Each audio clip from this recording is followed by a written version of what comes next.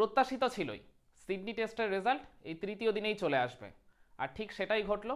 ভারত বা অস্ট্রেলিয়ার মধ্যে কোনো এক পক্ষ যে জয় পাবে এই ম্যাচের ফেসলা এই থার্ড দিনেই যে হয়ে যাবে, সেটা তো আর কি ধারণা করাই হয়েছিল। আর ঠিক সেই মতোই আমাদের আবারও হার্ট ব্রেক হলো। তার মানে এই সফরে আমরা ওই পার্থ টেস্টে যে একমাত্র জয় পেয়েছি, ওই জয়ের স্বাদ নিয়ে আমাদের দেশে ফিরতে হচ্ছে।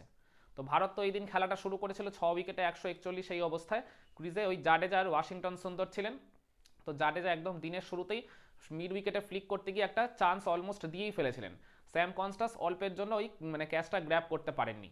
তারপর একটা কাট করে তিনি বাউন্ডারিও মেরেছিলেন, কিন্তু ওই যে লাইফটা তিনি পেলেন একদম দিনের শুরুতে, ওইটাকে আর খুব বেশিক্ষণ কাজে লাগাতে পারলেন না। প্যাট কামিন্সেরই একটা ব্যাক অফ দ্য লেন্থের ডেলিভারিতে তিনি আউটসাইডেজ হয়ে উইকেট কিপার অ্যালেক্স ক্যারির হাতে ক্যাচ দিয়ে প্যাভিলিয়নে ফেরত গেলেন 13 রান করে। আর ফলে ওই আর কি সপ্তম উইকেটে জাডেজার সুন্দরের মধ্যে যে 18 রানের জুটিটা গড়ে উঠেছিল ওটা ওইখানেই ভেঙে গেল। ভারতের স্কোরটা তখন হয়ে গেল 7 উইকেটে 147। এরপর ক্রিজে এলেন মোহাম্মদ সিরাজ। তো ওয়াশিংটন সুন্দরকে ওই জায়গায় মানে অস্ট্রেলিয়ার ক্যাপ্টেন প্যাট কামিন্স একটা দুইটা চান্স ক্রিয়েট করেছিলেন, কিন্তু খুবই লাকিলি তিনি ওই জায়গায় বেঁচেও গেছিলেন। কিন্তু ওই লাইফটাকে তিনি একেবারেই কাজে লাগাতে পারলেন না। তো তার কিছুক্ষণ পরে পরেই প্যাট কামিন্সেরই ওই একটা ব্যাক অফ দ্য লেন্থের ডেলিভারিতে মানে কিছুটা আনলাকিও বলতে হবে সুন্দরকে, বলটা এক্সপেক্টেড বাউন্সে তিনি পাননি, কিছুটা লো হয়ে গিয়ে ওই জায়গায় তার স্টাম্পটা ভেঙে দেন ওই প্যাট কামিন্স। ফলে তাকে 12 রান করে প্যাভিলিয়নে ফেরত যেতে হলো, আর ভারতের স্কোরটা হয়ে গেল 8 উইকেটে 156। আর এর ঠিক ভেরি নেক্সট ওভারই স্কট বোল্যান্ড যখন অ্যাটাকে এলেন তখন তিনি তুলে নিলেন ওই মোহাম্মদ সিরাজের উইকেটটা। সিরাজকে ওই তিনি একটা ব্যাক অফ দ্য লেন্থের ডেলিভারিতেই আউটসাইডেজ করেন, ফলে ওই স্লিপে ক্যাচ দিয়ে সিরাজ আউট হয়ে যান 3 রান করে। ভারতের স্কোরটা তখন ওই 9 উইকেটেই 156 হয়ে যায়। আর এর ঠিক দু বলের মধ্যেই ওই জাসপ্রীত বুমরার উইকেটটা তুলে নেন ওই স্কট বোল্যান্ডই। বোল্যান্ডের অলমোস্ট একটা ওই ফুল লেন্থের ডেলিভারিতে বুমরা ওই জায়গায় একক্রস তাকে খেলতে গেছিলেন, কিন্তু লাইন মিস করে তিনি ওই জায়গায় বোল্ড হয়ে গেলেন কোনো রানের খাতা না খুলতে পেরেই। ফলে ভারতের প্রথম ইনিংস শেষ হয়ে গেল মাত্র 157 রানে। মানে এই আর কি হিসাব মতো তৃতীয় দিন ভারত আর কি রানের খাতায় যোগ করলো মাত্র 16 রান, খোয়ালো চারটা উইকেট। তো হিসাব করে দেখা গেল অস্ট্রেলিয়ার থেকে ভারত 161 রানের লিড নিয়েছে। তার ফলে লাস্ট ইনিংসে অস্ট্রেলিয়ার টার্গেটটা দাঁড়ালো গিয়ে 162 রানের। তো অস্ট্রেলিয়ার ইনিংসের শুরুটা বিধ্বংসীভাবে করেছিলেন তাদের দুই ওপেনার ওই স্যাম কনস্টাস আর Usman Khawaja. Particularly Sam Konstas তিনি একদম ইনিংসের শুরু থেকেই যেভাবে চার্জ করছিলেন মোহাম্মদ সিরাজকে, একদম মানে প্রথম ওভারের শেষ ডেলিভারিতে তিনি ওই মিড অফের উপর দিয়ে যেভাবে বাউন্ডারিটা মারলেন, তারপর আরও বেশ কয়েকটা অ্যাগ্রেসিভ শট তিনি খেলেছিলেন। মানে প্রায় 4 ওভারের মধ্যেই অস্ট্রেলিয়া ওই জায়গায় 39-এ পৌঁছে গেছিল। তো ওই 39 রানের মাথাতেই তাদের ওপেনিং জুটিটা ওই জায়গায় ভেঙে যায়। প্রসিদ্ধ কৃষ্ণা অ্যাটাকে এসে তুলে নেন ওই স্যাম কনস্টাসের উইকেটটা। স্যাম কনস্টাস এতটাই বিধ্বংসী মেজাজে ব্যাটিং করছিলেন যে তিনি প্রায় উইকেট ছেড়ে ওই মিড উইকেটের উপর দিয়ে একটা বড় শট খেলতে গেছিলেন ওই প্রসিদ্ধ কৃষ্ণাকে, কিন্তু মানে কি ব্যাটে বলের কানেকশনটা ঠিক মতো না হওয়ায় একটা লিডিং এজ হয়ে মিড অফে থাকা ওই ওয়াশিংটন সুন্দরের হাতে ক্যাচ দিয়ে তিনি আউট হয়ে যান 22 রান করে। অস্ট্রেলিয়ার তখন স্কোরটা হয়ে যায় 1 উইকেটে 39। আর এরপর মার্নাস লাবুসাইন আর উসমান খোয়াজার মধ্যেও একটা পার্টনারশিপ গড়ে ওঠে, কিন্তু মানে লাবুসাইন একটা ফ্লিক করে বাউন্ডারি মারলো, কিন্তু ওই জায়গায় তিনি খুব বেশিক্ষণ টিকতে পারলেন না।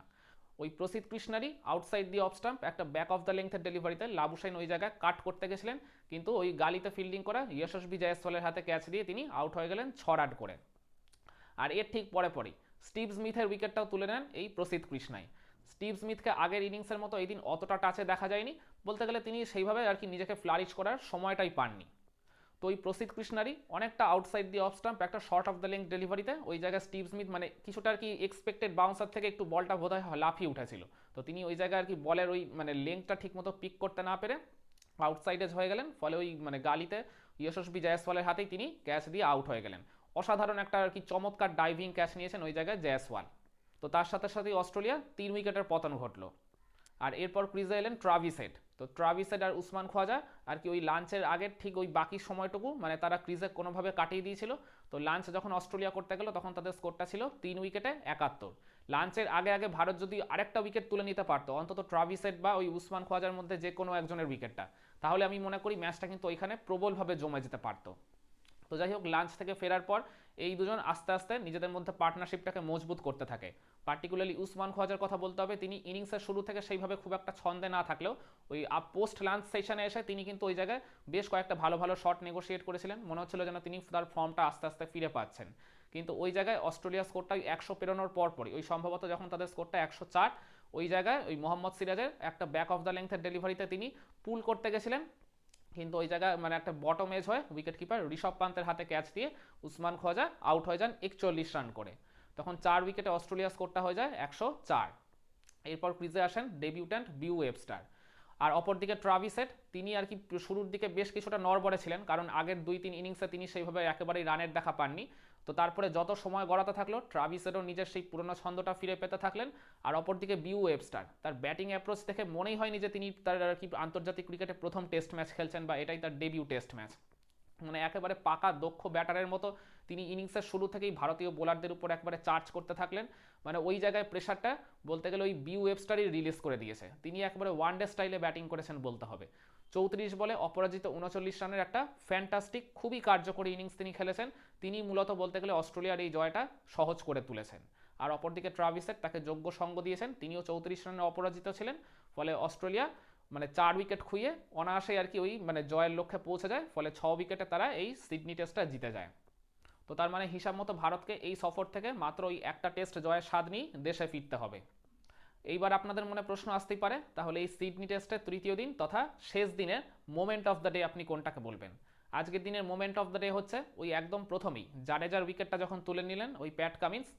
ওই জাডেজা যখন আর কি মানে 4টা মেরে যখন শুরু করেছিলেন, তো ওই জায়গায় যদি জাডেজার সুন্দরের মধ্যে একটা 50+ রানেরও যদি পার্টনারশিপ হতো, তাহলে কিন্তু ম্যাচটা ওই জায়গা থেকে প্রবলভাবে জমে যেতে পারতো বলে আমি মনে করি। তো একদম দিনের শুরুতেই ওই জাডেজার উইকেটটা যখন পড়ে গেল, তো ওইখানেই তো আমাদের আশা বলতে গেলে সব কিছু শেষ হয়ে গেল। তো ওই উইকেটটা চলে যাওয়াটাই মনে হয় এই সিডনি টেস্টের তৃতীয় তথা শেষ দিনের মোমেন্ট অফ দ্য ডে। আপনারা নিশ্চয়ই আমার সাথে একমত হবেন, এখানে দ্বিমত পোষণ করার খুব একটা জায়গা আছে বলে আমি মনে করি না, তাই তো নাকি?